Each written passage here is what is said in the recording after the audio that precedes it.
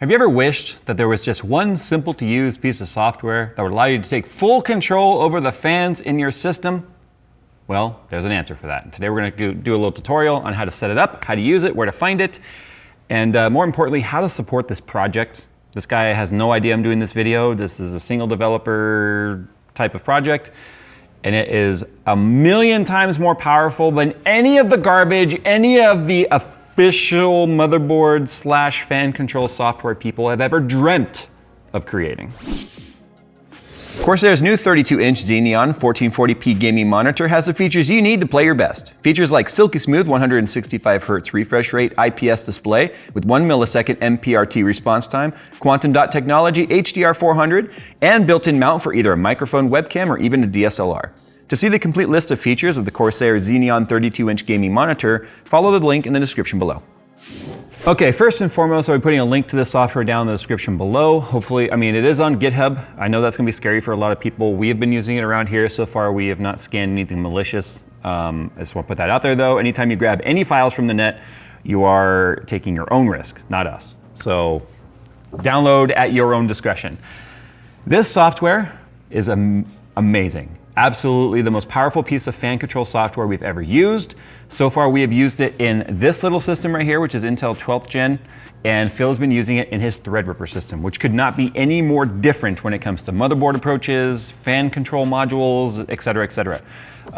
So this is hopefully going to work for your system. Today we'll show you how to set it up. Although an amazingly creative piece of software, not the most creative name. It is called Fan Control V110. I don't care what it's called. You could call it potato spam for all I care. If it works, that's all I care about. So here's the problem with modern fan software. It's controlled through your motherboard if you're using fan headers, right, on your motherboard.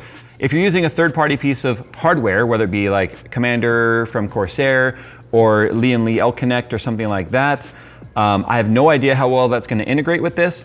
Personally, for me, on my rig that I'm building for home, I will not be using any of the L-Connect fan control hub. I want to remove that hub entirely in terms of being even connected to the fan software. So I will be connecting my headers for my fans directly to the motherboard and then letting this software control it. And then I'll just be using the hub for RGB stuff. So once you load the software, it's gonna automatically scan for all sensors and probes that are in your system. Anything that has any sort of speed or temperature reporting. So fan headers, temperature probes that are existing on your motherboard, the GPU itself, and then it's gonna build a profile that's gonna basically spread all those out across a GUI here, or a graphics user interface, showing you what they all look like. The reason why we even went looking for software like this is because I said that when the GPU ramps up, the unfortunate thing is the CPU does not get hot enough to speed up those fans, and those CPU fans are also, or the case fans are also CPU fans connected to an AIO that's connected to the CPU header in the motherboard.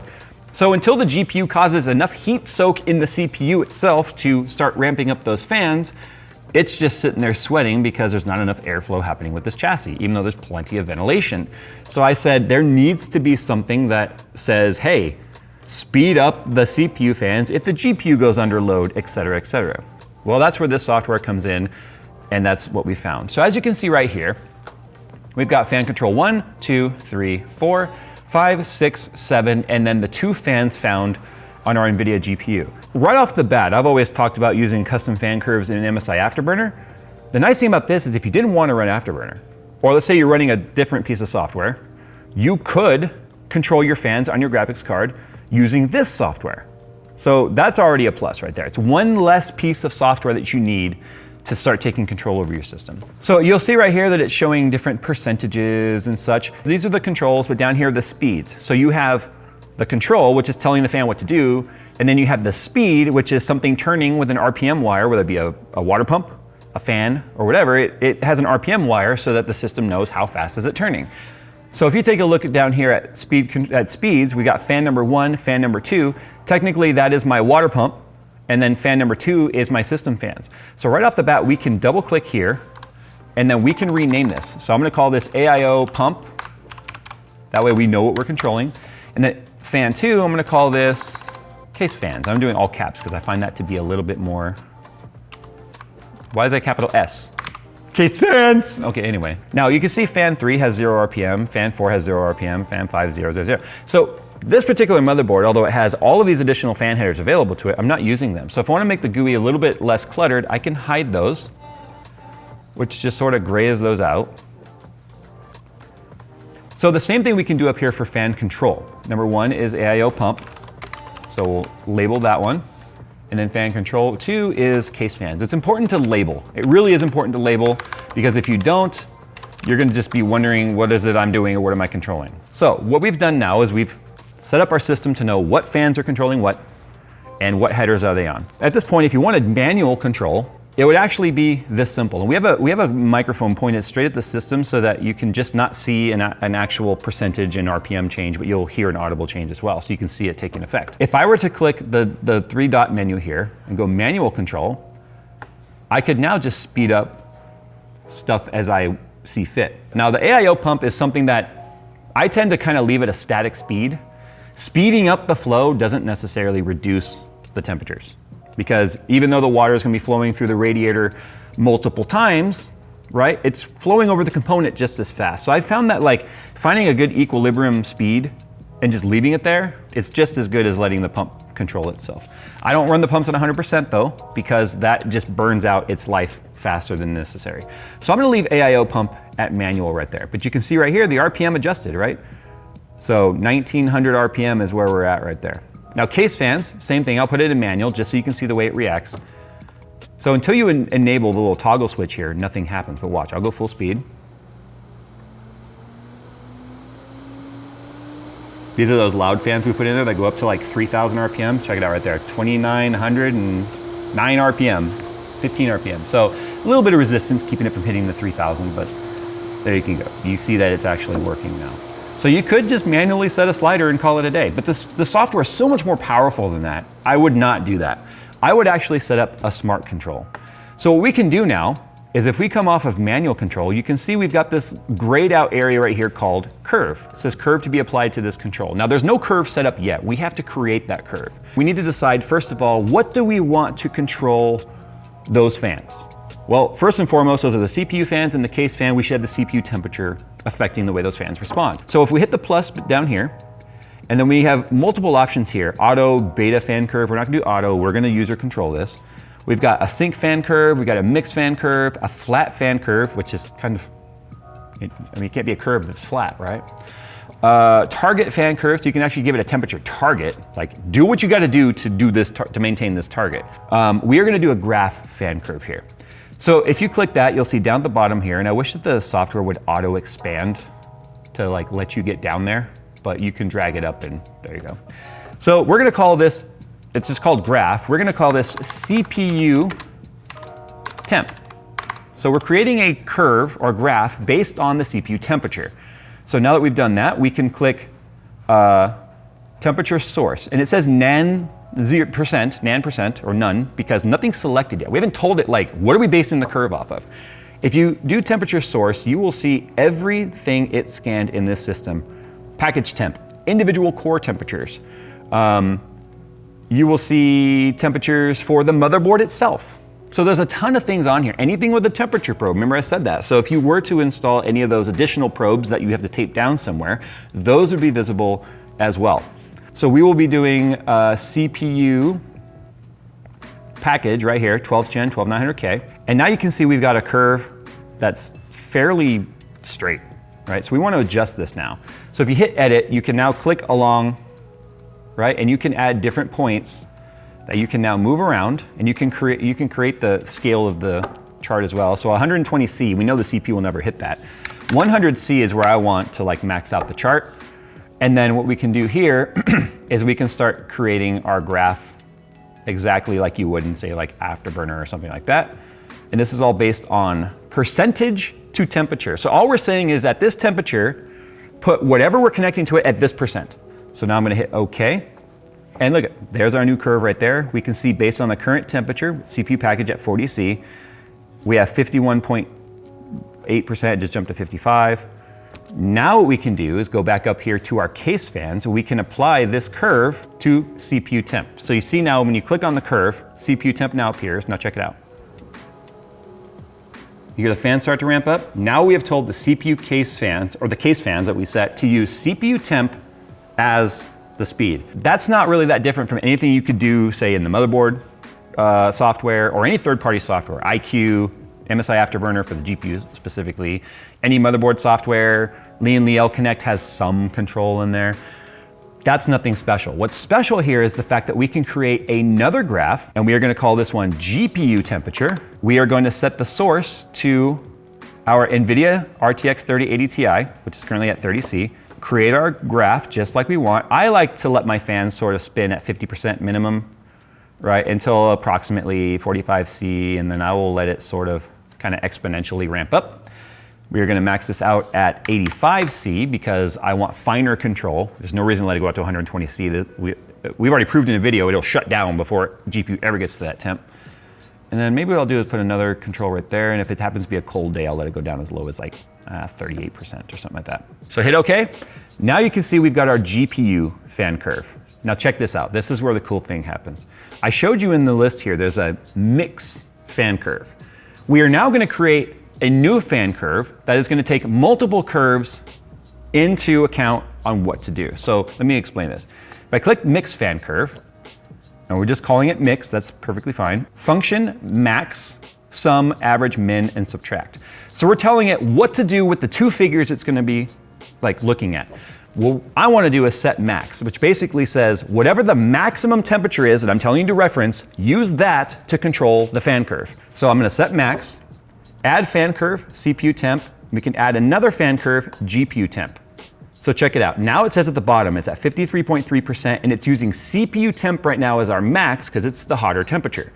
So you'll see this number right here, 57.4, which dropped down now to 50.5, and it switched to GPU because now the GPU is hotter than the CPU. So now the mix curve has now switched to the GPU curve to control those same fans. Well, not yet because we haven't told it to do that. To do that now, if we come up here where it says curve and CPU temp, we just select mix. Now the case fans will use whatever the max of those two graphs I set up to control those fans. So you can see now the power of using this. So you could have your intake fans, if they're on a separate header, be completely independent from, say, the exhaust fans, and completely independent from the GPU fans, independent from the CPU pump, and independent from radiator fans. So as long as you set those up on different headers, and I would use like splitters to do that, you could basically set it up, okay, I am putting my system under load, ramp up the intake fans so we have positive pressure, ramp up the radiator fans, right? So you can really control that airflow balance, like down to 1% intervals. Whereas a lot of fan control software like Li Connect just has like a chart that looks like a Wi-Fi signal, and you have whatever increments they set, which is like a couple hundred RPM at a time. So let's demonstrate now what we've just done. And before we do that, we need to hit the triple menu here, save configuration. If you don't do that and you close the software and you come back, everything you just did is gone. The one thing I think they should do with this software is add an autosave.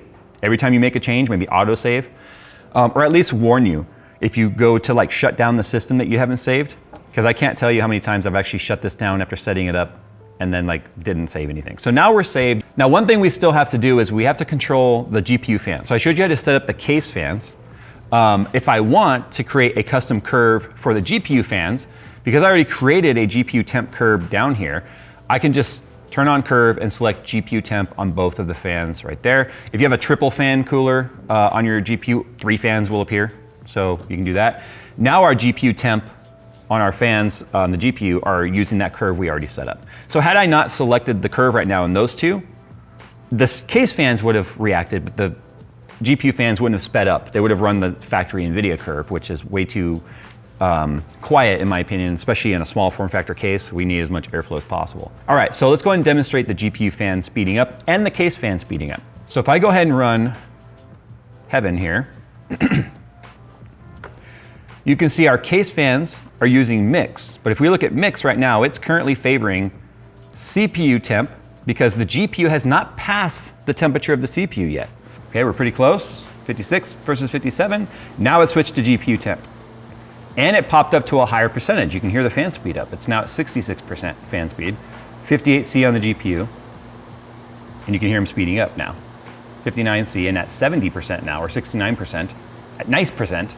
Small case, only 2 fans exhausting a lot of heat. 3080 Ti is a lot of watts. That's why they ramp up so high. So check this out now. If I stop the GPU test right here, and I run Cinebench, our CPU temp is going to spike up, and you'll see this immediately switch to CPU. There it goes.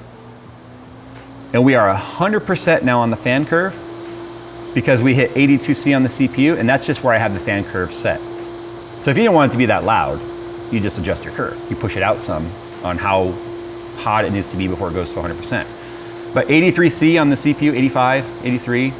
In the small form factor case, I mean, look at the GPU. The GPU is cooling down fast too because that exchange of air happening inside the chassis is also helping the GPU. Right? So now, if I go ahead and start Heaven again, our CPU temp will switch to GPU. Well, it will once the CPU and GPU pass each other.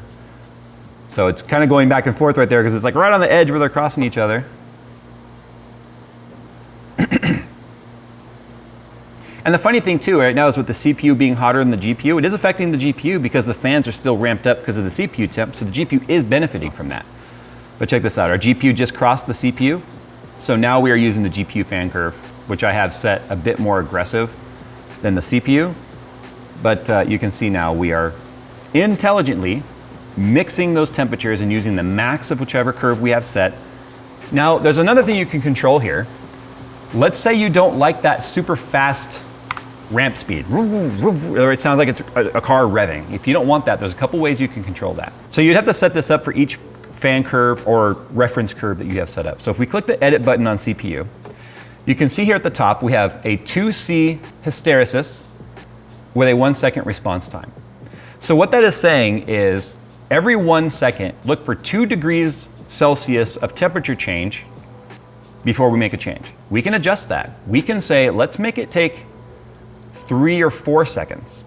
That smooths out how long it's, so if you have like you load a program and the CPU goes blah, with like a one, like, or standard fan curve, the fan would go woo.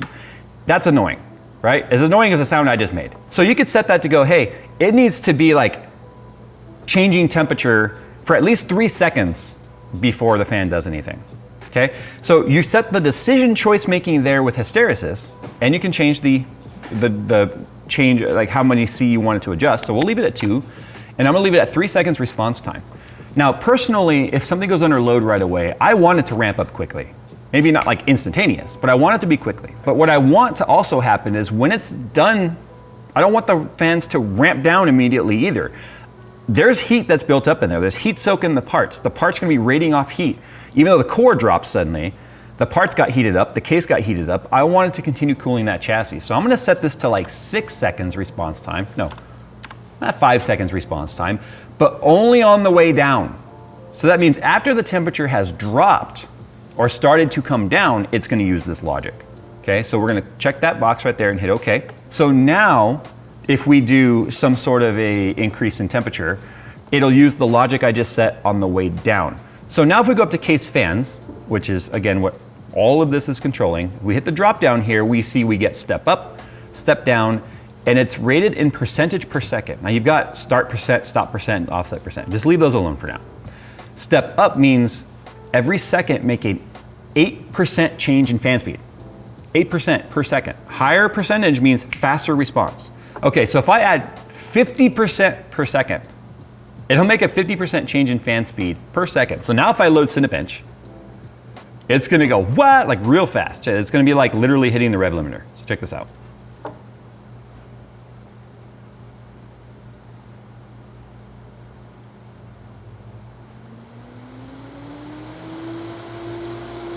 It sped up fairly quickly right there, but that's probably as fast as those fans can actually spin up as well. Remember, the motor that's a big blade it's turning at a high RPM, so it takes time for it to ramp up. We are going to now adjust this to ramp up time. I want to go back to the 8%, but what I want is it to come down slowly, continue exhausting the air. So we slow down the percent per second. So I'm going to go down to like 3% per second, because you heard how fast that kind of came down right now. Now if I set it to 3% per second, and I run it again, when the test is done, you will notice it slowing down the fans a lot. See here how fast it's ramping up. You see how much longer it took too, because I went from 50% back to 8% on the step up. but on the step down, we want it to slowly do it. So I'm just gonna stop the test, now listen.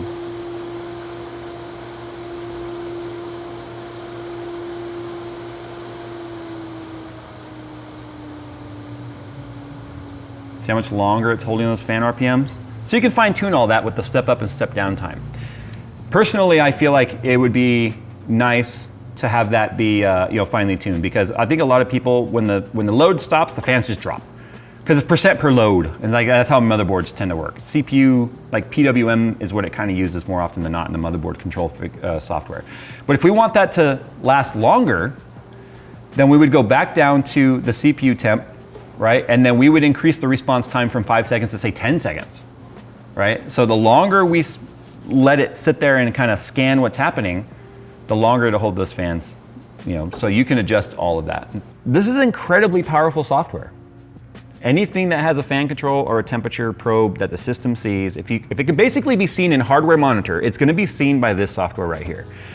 And this allows you to take full control over your system in a temperature controlled way that, again, like I've said, no third-party software at all, as much as they might want to tout that they do not have this level of control. This is what happens when someone that sees a problem, is an enthusiast, and is a programmer, gets involved and says, I'm gonna do something that nobody has been doing, a way I feel they should do it, and they did it right, in my opinion.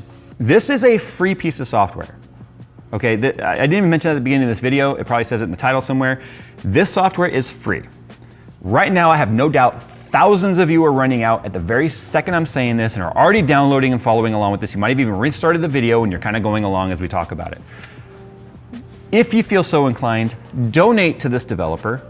It is these donations, and again, this guy has no idea I'm doing this. Donate, because donations are what keep these independent creators like this going, building new features and updating. Because if it's just like SpeedFan. This is kind of like the modern SpeedFan of back in the day. The SpeedFan project was amazing when it was new, and then once it got dropped, as sensors and stuff moved forward and controllers moved forward, the software got left behind. It no longer works because it just is not intelligent enough to actually make heads or tails of all the new hardware. Right now, I'm gonna put my money where my mouth is, and I'm gonna donate $500 to this guy, because I firmly believe that stuff like this is what makes this entire community amazing, because this, again, no official huge company with nearly unlimited resources to develop this kind of stuff has come up with anything even close to this level of control. And do you know what I want to happen? I want the software to continue to outpace, because I have no doubt this video might trigger some motherboard manufacturers to try and start to implement this stuff themselves, which would put something like this out of a little job. And I don't want that. I want this guy to continue to be better than any of the major corporations that don't care about this level of software because they've already got your money, right? So there we go. I just donated $500 to Remy there. And because I've been saying this for years, I wish there was a piece of software that would truly allow me to control GPU, like fan curves in the case based off the GPU without having to connect directly to the GPU with any sort of third-party software, like using MSI Afterburner or whatever. That just controls the fans on the GPU, nothing to do with the case. Hardware, the companies that make hardware, like EVGA, has tried to kind of approach the problem by putting fan headers on the GPU, but then that no longer controls the CPU. Like the CPU no longer controls those fans, just the GPU, which is just the inverse of the same problem. So anyway, there we go. If you guys feeling so inclined, download this software. The link is down below. Give a small donation, even $1. Imagine if all of you that downloaded this did $1. Imagine what that guy would wake up to. Probably pretty excited to make the next piece of software. Hey Remy, can you create RGB control? You'd make $1 million, man. All right guys, thanks for watching. Hope this video helps someone, and we'll see you in the next one.